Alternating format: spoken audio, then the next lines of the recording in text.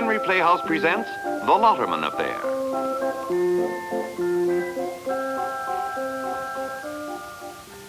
O. Henry met innumerable people. Some he remembered, some he forgot, and a few he put on paper. One such person was Clark Martin. In some parts of the country, O. Henry said people called Martin a gambler. In other parts, they called him an adventurer. But in any part of the country, they agreed that Clark Martin made a great friend, a dangerous enemy. O. Henry's notes on the Lotterman affair suggest what may have followed after Clark Martin gave his hand in friendship to young Tom Lotterman.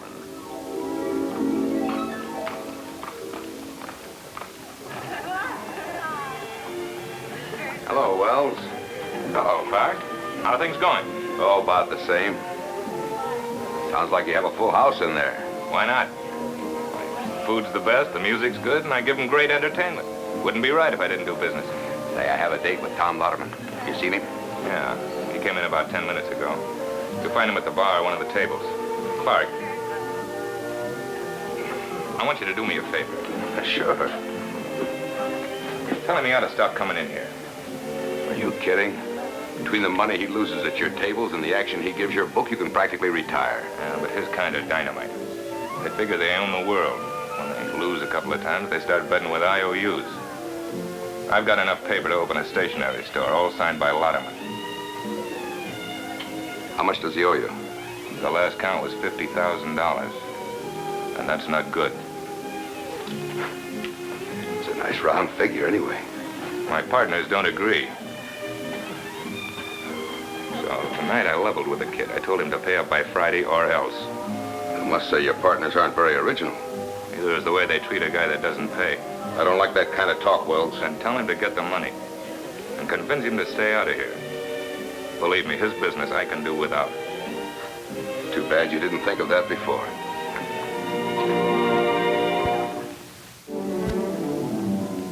Oh, Henry, tell me more about Tom Lotterman. His background? Mm-hmm. Well, he was Ann Lotterman's youngest son, highly educated, very likable, and in some quarters of our city referred to as the fast man with a dollar. And not above gambling beyond his means. Up to a point, that's true, but I don't think his means were ever very much in jeopardy. You see, at the last estimate, the Lotterman fortune was estimated to be over $100 million. Nevertheless, it's apparent that he's a man without respect for money.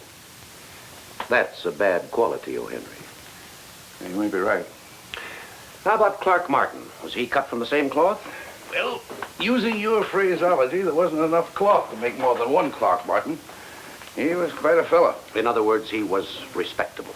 Depends on how you define the word. Martin loved life. To him, it was an excitable challenge.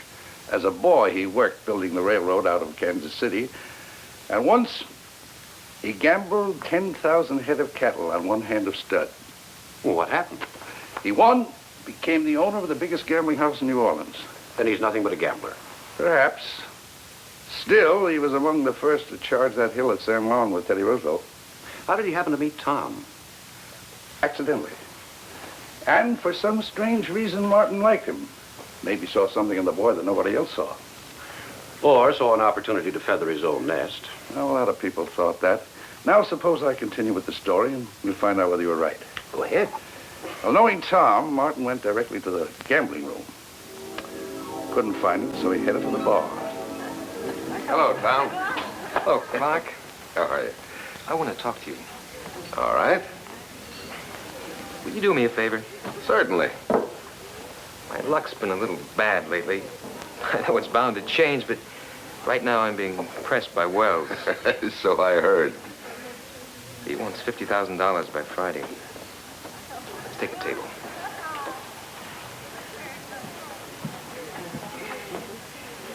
Tell me. Does Wells frighten you? No. No, as a matter of fact. Worried about your family. Oh, look, Tom. I don't mean to butt in, but you've got everything. A proud name, a fine heritage. Don't you start giving me advice like everybody else. It's not my mother, it's my brother. I'm sick and tired of philosophers. It's my life. I'll do with it what I please. Sure, sure. You said you wanted a favor. What is it? Well, it's not exactly a favor. I want to hire you. I'll give you $5,000. What must I do to earn all this money? Clark, you know your way around. People say there's very little that you haven't done. Oh, people say a lot of things. Some of it true, some of it imagined. I want you to open the safe. You're not serious. But I am. There's no danger to it. I'll not only give you the combination, I'll see to it there's no one around. Go on. Tomorrow evening, I'll invite my mother and brother out for dinner. The servants will be out for the entire evening. What has your family got to do with this? The safe is in our house. The money belongs to my mother.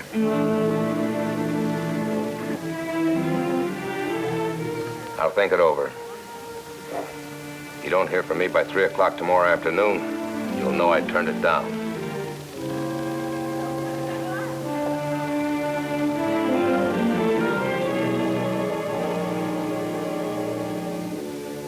That plan's very valuable.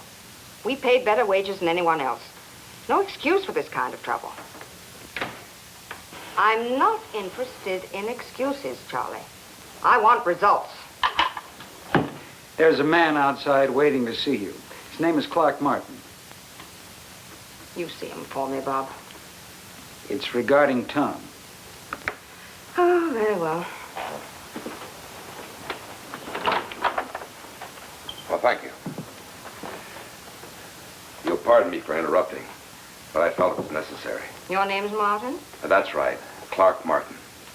The newspaper writers call you the luckiest gambler in America. Only sometimes.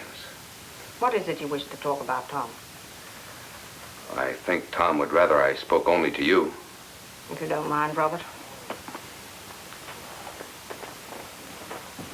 Mr. Martin, I'd like to make one thing clear. I didn't ask Robert to leave because I thought you or Tom would wish it.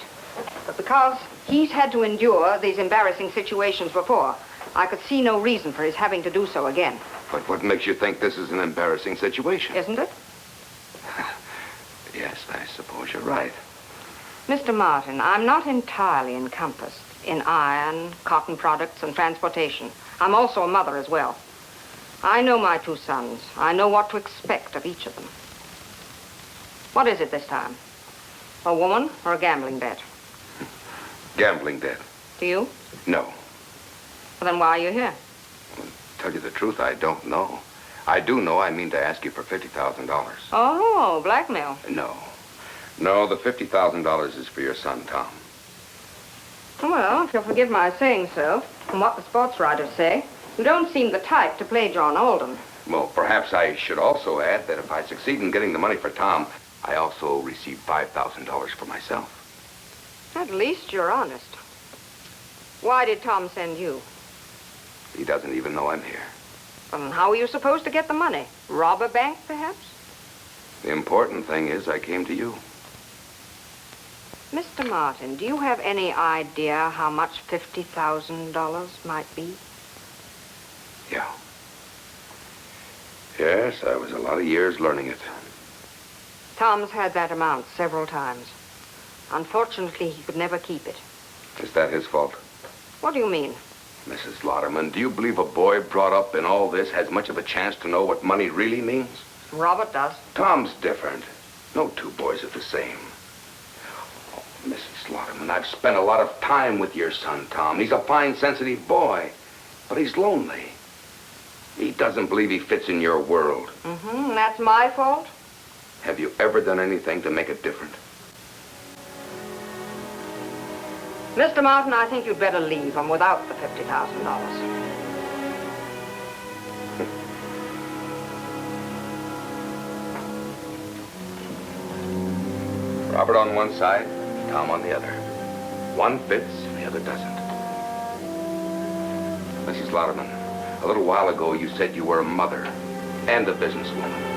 Well, Tom needs the part of you that can't be written on a balance sheet, and he needs it before it's too late.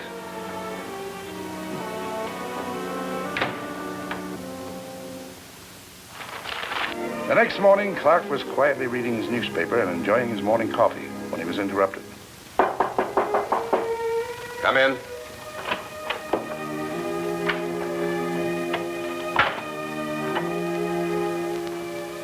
Mr. Martin, Yes? I realize it's rather early. Of course not. Sit down, have a cup of coffee. No, thanks. Mother asked me to bring you over right away. Why? Mother didn't say, but it must be important. My carriage is downstairs. Perhaps we better go. I don't imagine your mother's the type that likes to be kept waiting. Mrs. Lotterman?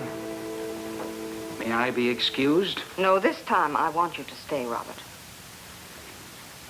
Mr. Martin, I'm afraid I owe you an apology. What for? Well, yesterday, you indicated I hadn't done a very good job of rearing Tom. I resented it. I shouldn't have. You were right. What made you change your mind? We'll come to that presently. First, I want to ask you a favor. And that is? The truth about Tom. All of it. I want to know exactly what kind of trouble he's in. It's not a new story, Mrs. Lotterman. Tom has been allowed to drift, became bored, started gambling. Gambling became a habit. A habit no one in this house made any honest effort to break. Very simply, he owes $50,000 to some very practical men, and they want to be paid. Then he's worried about his safety. More worried, I should say, about what public knowledge of this might do to you. Strange hearing of Tom being interested in anybody but himself. What would you know about this, Mr. Lotterman? Your whole life has been a sort of a training ground to take over the Lotterman empire. Where has there ever been any room in your life for your kid brother? Oh, now look here, you... He's right. We both know it. Tom's always been the baby. With an unlimited expense account and instructions to keep out of the way. I suppose that sounds very cruel to you. Truthfully, Mrs. Lotterman, I don't think this is any of my business. It wasn't. Until yesterday. I suppose to you, we're a peculiar family, Mr. Martin. Oh, I don't mean because we're extremely rich, but because of the heritage my husband left us. He was a strong-willed man with a determination to make something good of his life. And he'd done that by the time he died. Tom was only a little boy then. But already the name Lotterman was well known throughout the country. Mother, why go over all of this with a stranger? Because of what I must tell you both now. My husband had always dreamed of his two sons carrying on his business. My filling in was with just that in mind. Evidently, I filled in successfully at the office, but not at home. Exactly what are you trying to say, Mrs. Lotterman? The house safe was opened last night, and every dollar it contained was stolen. $35,000. And Tom's packed up and left. There'd be no good on... Oh, don't say it, Robert. If anyone's to blame, I am. The business always came first. Even when Tom needed me. Mr. Martin, I want you to find Tom. Find him and tell him not to worry. Here's the check I've written for $15,000 he still needs. Give it to him. I don't want anything to happen to him. I want him to come home. I'll do what I can, Mrs. Lotterman. May I take you back to your apartment, Mr. Martin? Thank you.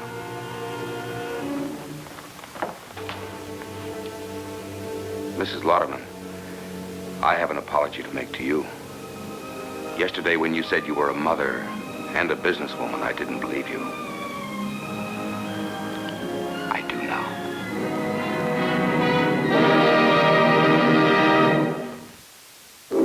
That poor woman. How deeply it must have hurt to discover her own son had robbed her. How embarrassing it must have been for her to make the admission to an outsider. I don't agree, Colonel. I don't think Ann Lotterman ever thought about the money, and I don't believe she was embarrassed when Martin told her what happened. You see, women like Ann Lotterman never run away from trouble. Nevertheless, realizing your own son is a thief, That's a bitter pill to swallow. To a man, perhaps, but to a mother, no. She spoke the truth when she wanted Tom to return home. What did Martin do about it? Well, all the way back to the city, he deeply weighed Tom's problem. Bob, too, seemed to be deep in thought. When the carriage reached Martin's apartment, Bob asked for a few words in private. Then would you please deliver a message for me? You too? Mine is quite different. Tell him I think it'd be best if he left the country. As soon as he's settled, he can contact me, and I'll see to it he receives $25,000 a year for the rest of his life. It's a real simple way to rid yourself of a complicated problem, isn't it? Just pay and get rid of it. I believe my brother agreed to pay you if you arrange for him to receive some money. Arrange this, and I'll pay you 5 times the amount he offered. This must be my week for collecting fees.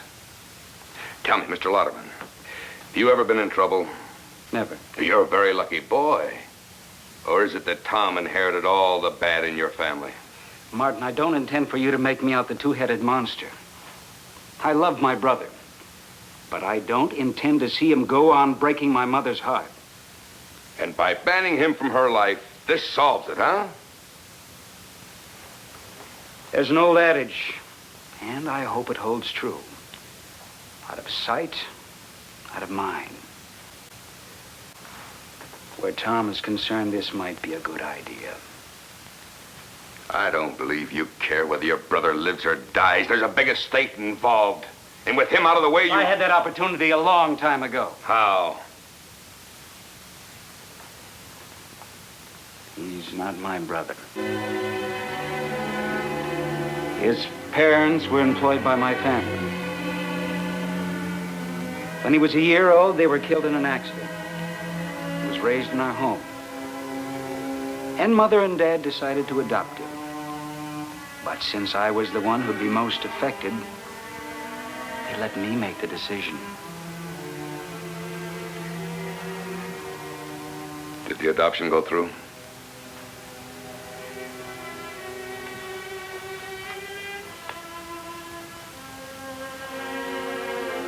Does Tom know about this? No. The 3 of us thought he'd be happier not knowing. I think you better go home. Your mother may need you.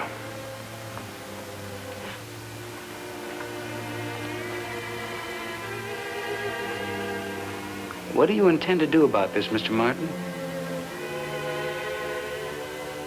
Find Tom, deliver my own message.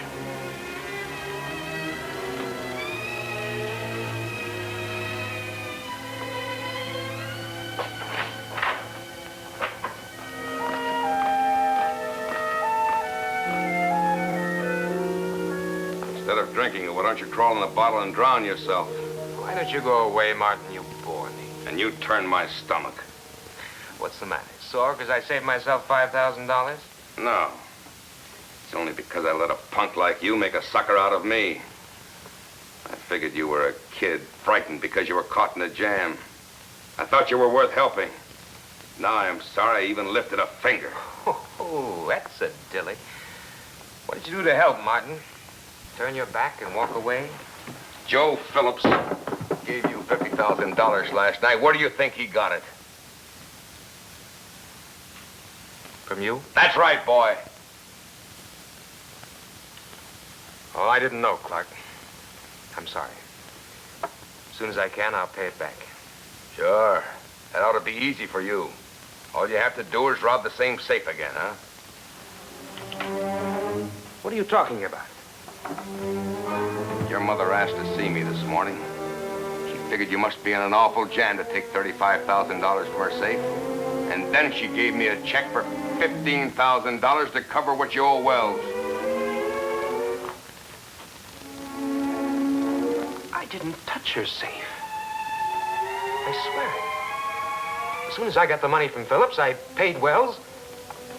I went back to the house and packed my clothes. I figured the best thing I could do for everybody was to get out. Tom, is that the truth? How do you and Bob get along? Until this last trouble, we've always gotten along quite well. covered for me dozens of times, but I went to him this time and he turned me down. Yeah, he was right. All I've ever given my family is grief. That's why I decided to go away. Tell me, Tom. Yesterday, when you didn't hear from me, did you discuss robbing your mother's safe with anyone else? With Wells Saunders, but when I paid him, why, we called the whole thing off. Maybe you did, but he didn't. Saunders is my argument, not yours. You mind if I go along and just watch?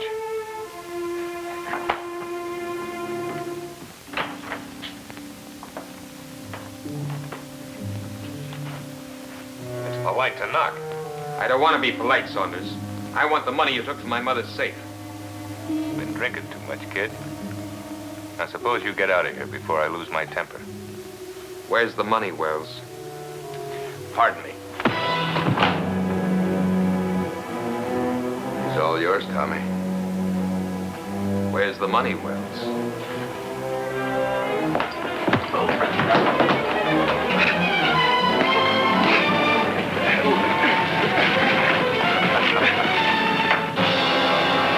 That's the whole story, Mrs. Lotterman. I took the money out of your safe, not Tom. What would you suggest I do now, Mr. Martin? Well, I think if you promise not to press charges, Mr. Saunders here would close his club and leave town. How quickly can you go? Within a week. 48 hours is my limit. If you're still here by then, I'll call the district attorney. Is that clear? It's not very long, Wells. You better get moving. Yeah. Did you really thrash that man? Just what your father would have done. Thanks, Millie. I think you're really growing up at last. It seems we still owe you $50,000, Mr. Martin. I'll write a check for the amount. Oh, I don't believe that would do, Mrs. Lotterman. You see, it's Tom's debt. He's going to have to pay me himself. Did you deliver my message, Mr. Martin? Oh, I'm sorry, Bob, but things happened so fast I didn't have time. What are you talking about? Oh, nothing important. Besides, Bob can deliver his own messages. Tell me, you think you can find a place for another Lotterman in our business? Because I know one who's going to need a job. The office is still there, and it's yours, Tom. Well, I think it's a little big for me right now, Mother. If Clark doesn't mind waiting for his money, I'd rather start learning from the bottom up. Guess I'd better talk to personnel. You know something, Tom? I've got a hunch that they'll find something for you. Something that might even offer a future. Well, before you talk to anyone, I suggest that you get out of your clothes and take a bath. And Mr. Martin, will you please stay for dinner? I want to talk to you about joining our firm, too. Because, as my husband always said, when you see a man with a future, don't let him get away.